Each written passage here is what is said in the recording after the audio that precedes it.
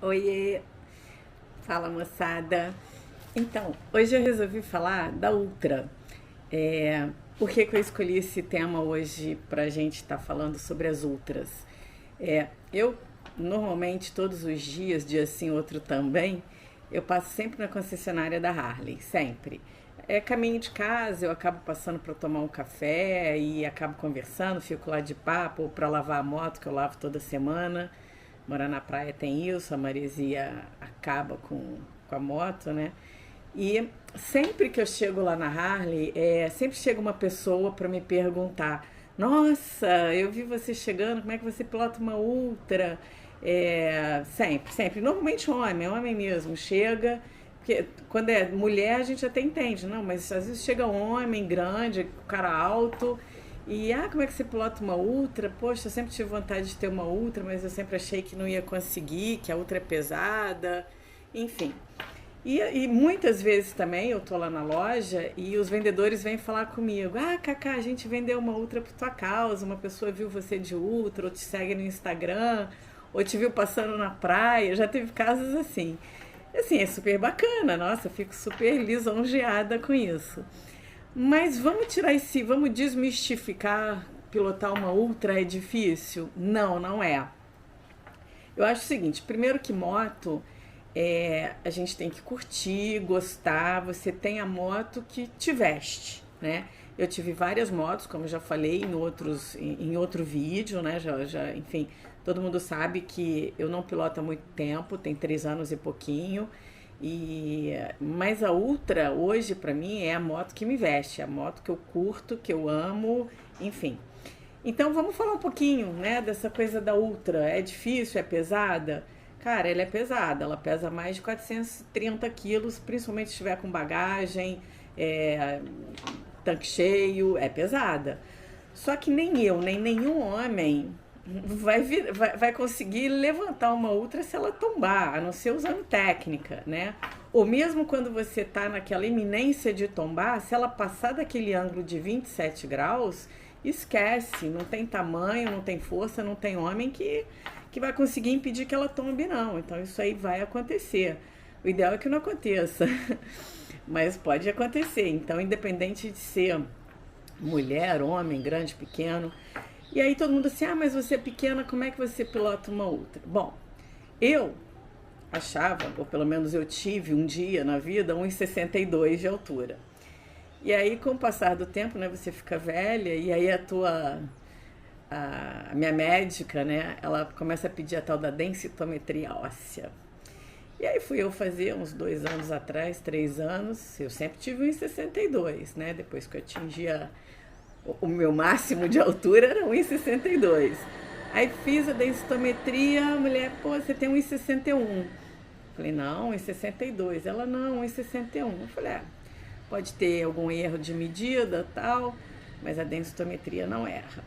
Passou mais um ano, a médica de novo, vamos fazer esse ano a densitometria para ir acompanhando. Fiz a densitometria, a técnica vira para mim e fala assim, você tem 1,60. Falei, caramba, vou parar de fazer, porque o ano que vem vou ter 1,59. Então, parei, tô no 1,60, eu acho. Esse ano eu não repeti para não ter surpresa de que eu fui para 1,59. Então, com 1,60 eu piloto uma Ultra. Cara, sempre não, mas depois que eu tive a Street Glide e acabei mudando para Ultra, né? Na época a ideia não era nem ter a Ultra, era comprar uma outra Street Glide.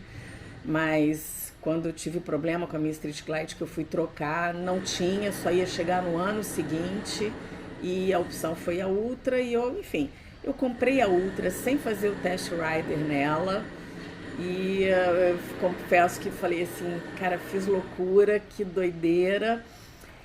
Mas aí vem alguns fatores. Eu não alcançava o pé totalmente na Ultra.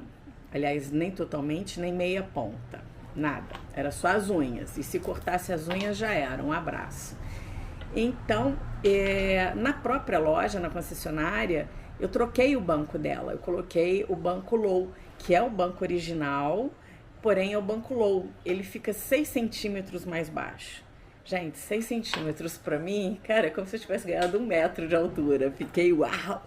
porque eu sentei e consegui colocar meia ponta, né, com esse banco low.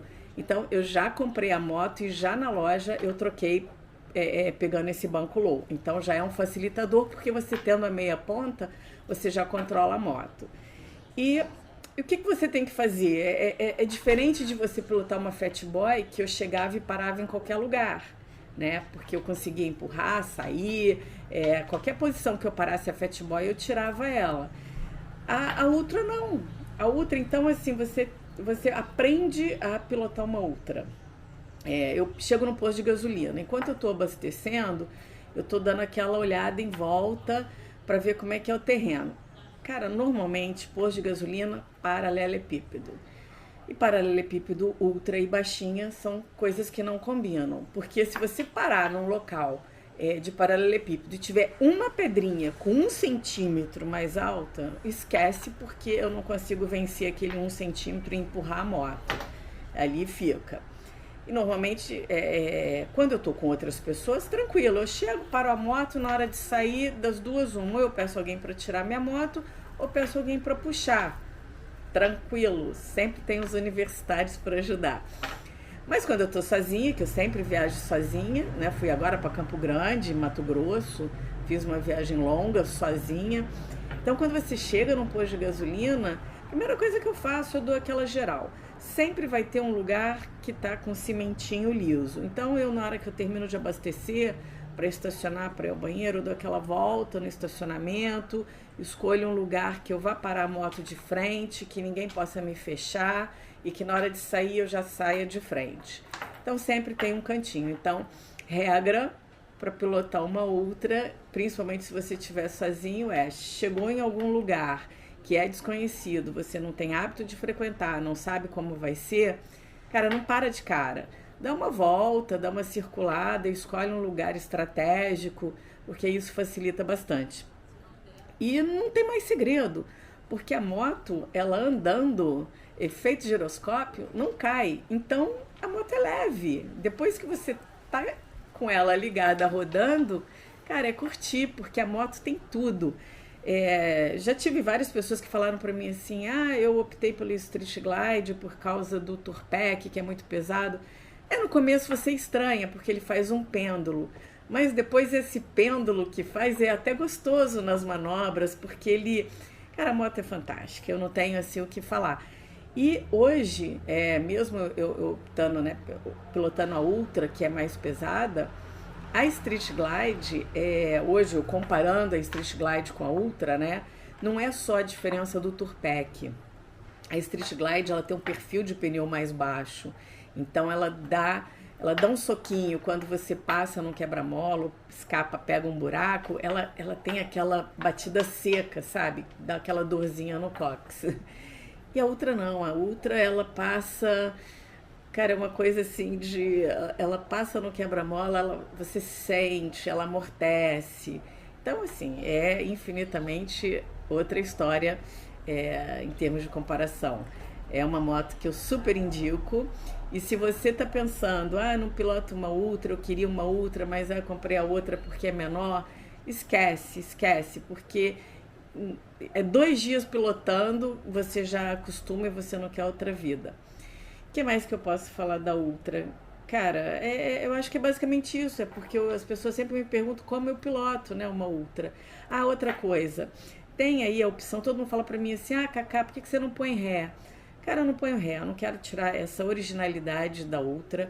Eu normalmente eu troco de moto uma vez por ano ou a cada 1 ano e meio, então eu tô dentro da garantia e eu acho que colocar a ré, eles furam lá, tem umas, enfim, e isso pode acabar prejudicando, me tirando a garantia. Essa moto não foi projetada para ter a ré, eu acho assim, é diferente da Goldwing.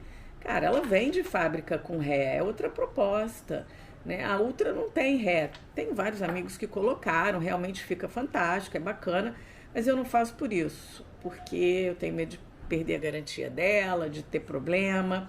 E outra coisa, eu já tive também amigos que mexeram na suspensão da Ultra para rebaixar. Cara, não faz isso, né? A suspensão dela tem uma projeção. quando você faz aquele furo para botar a suspensão mais inclinada para ela abaixar, isso prejudica também a moto, né? Prejudica porque ela foi estudada para ter aquela suspensão, naquela altura, naquele modelo, naquele formato. Foram anos de estudos, milhões investidos, e aí vem um curioso e fala assim, não, ali dá para fazer que vai... Dá para fazer. Meus amigos, eu tenho alguns que fizeram isso, mas tiveram problema depois com a suspensão da moto. Então eu acho assim, o banco é uma solução bem bacana. Aí falam para mim assim, mas esse banco é mais duro. Cara, é mais duro, porque como ele é mais curvo, ele tem menos espuma, né? Então, agora para mim isso não foi fator de incômodo, porque eu não sou tão pesada, então isso não influenciou. Talvez numa pessoa que seja mais pesada, numa viagem longa, isso vá assim causar um desconforto. Mas a mim zero, nenhum desconforto, até pelo meu peso, e esses 6 centímetros fizeram toda a diferença. Então, assim, claro que vai ter uma hora que você vai ter que abrir mão de uma coisa. Você quer pilotar uma Ultra, quer pôr o pé no chão, precisa de um banco baixo, mas quer o mesmo conforto do outro, vai ter uma alternativa. Não usa o banco original da Harley, manda fazer um banco com conforto no Pedrinho, que eu até indico o Pedrinho. É o cara que faz os melhores bancos de moto que eu já vi. São fantásticas, então talvez ele consiga desenvolver um banco mais curvo e que te ofereça a mesma maciez do outro banco, tá certo? É isso que eu tinha para dizer para vocês. E alguma dúvida, deixa nos comentários, que isso aí pode ser depois um tema para um próximo assunto, tá bem? Um beijo, beijo, e a gente se fala. Tchau, tchau.